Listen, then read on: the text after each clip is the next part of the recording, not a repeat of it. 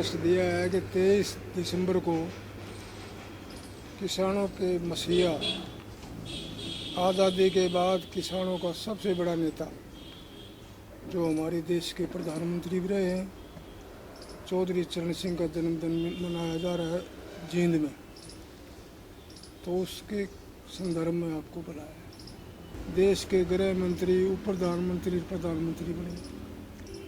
आज जो सबसे बड़ा संकट है, आप देख लो, चारों तरफ भ्रष्टाचार का, बेरोजगारी का, महंगाई का आतंक है, तो उसके खिलाफ वो उसी समय बोलते थे और समस्याओं का निदान भी बताते थे, समस्याओं को गिनाते थे। आज वो जन्मदिन उनका मनाया जा रहा है। मैं बहुत खुश हूँ, उनका छोटा सा मैं कार्यकर्ता रहा। और भाई, इतने बड़े नेता थे जो 50 साल की राजनीति में अपना मकान तक नहीं बना सके। देख लो, 50 साल की राजनीति में कौन सा पद उनके पास नहीं आया था, और आज उनका जन्मदिन मनाया जा रहा है जींद में। मैं तो कहता हूँ कि सब जगह मनाया जाए, ताकि किसानों का संगठन बने, किसानों की ताकत फिर उभरे। ये तो इतनी ताकत है, इतनी ऐसी विशाल ताकत है किसानों की कि सारी समस्याएं उनको देख कर एक बार खड़े हो जाएं, वो सारा देश हिल जाएगा। और जो देश को लूट रहे हैं, खा रहे हैं, वो सो नहीं सकेंगे रात को। तो आज किसान चारों तरफ संकट में है।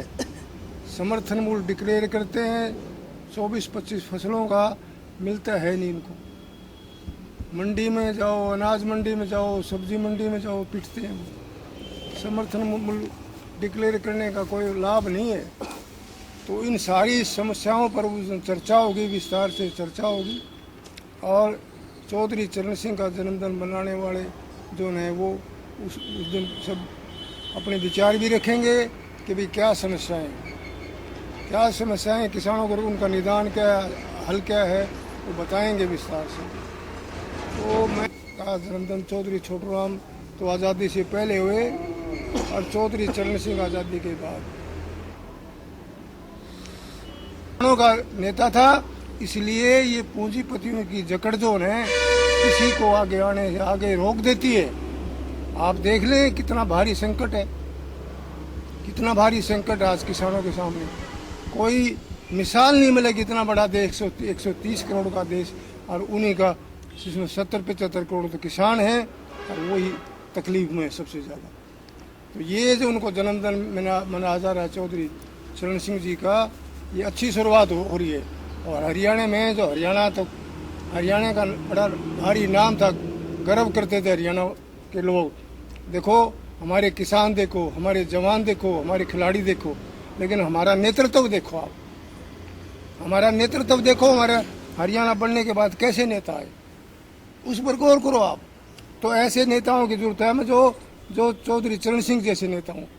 अब मैं ये आज हमारा नेतृत्व जो है, मैं किसी का नाम लेना चाहता इस मौके पर, लेकिन पैसे की भूख है, दौलत की भूख है, सेवा की भूख नहीं है। ऐसे मुख्यमंत्री हुए इस देश में, तो जो किराया नहीं था जेब में, मुख्यमंत्री रहने के 2-2-2.5 साल मुख्यमंत्री, जेब में किराया नहीं था, बस में बैठ के चलते थे।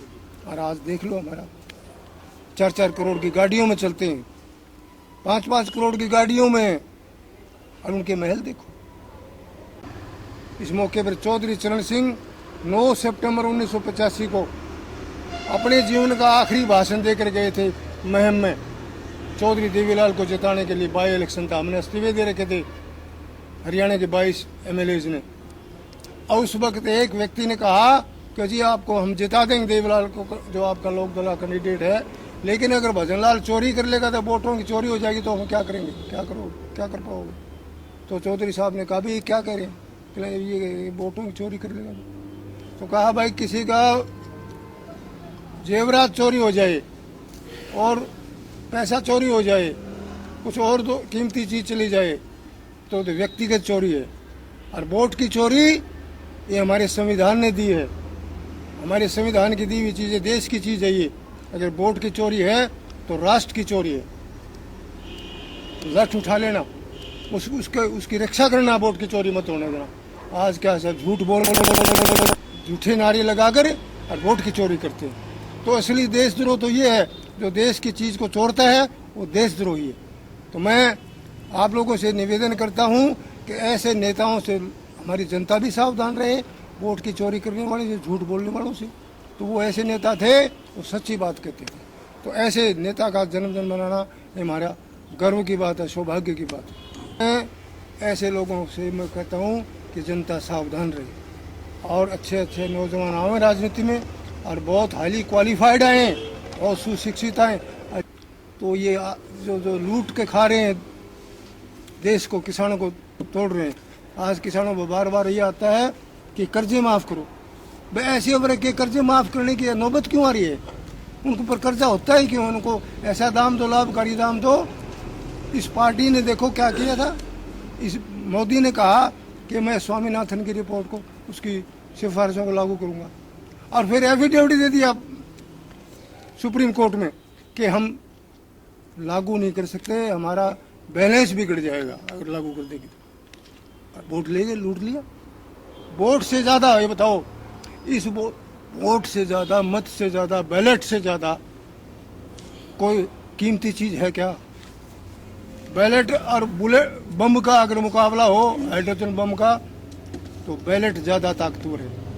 बैलेट बम का, हाइड्रोजन बम का गला घोट सकता है अगर अच्छे आदमी वहाँ पहुँच जाए। और अच्छे आदमी पहुँच जाएँ तो देश का नहीं, सारे दुनिया का सुधार कर दे। हमारे देश में संकट है, आज भयंकर संकट है, भयंकर संकट। ऐसे आदमी आ जाएं जो बहुत इस पैसे की, दौलत की भूख से दूर रहें। अपनी चौखटता का, जो चौखट, मेरी चौखट में क्या आ जाए, मेरे घर में क्या आ जाए, ऐसे लोगों से सावधान होना चाहिए। और इस क्षेत्र की सबसे पहले खबर पाने के लिए चौधरी न्यूज एजेंसी चैनल को सब्सक्राइब करें और बेल आइकन को दबाना ना भूलें।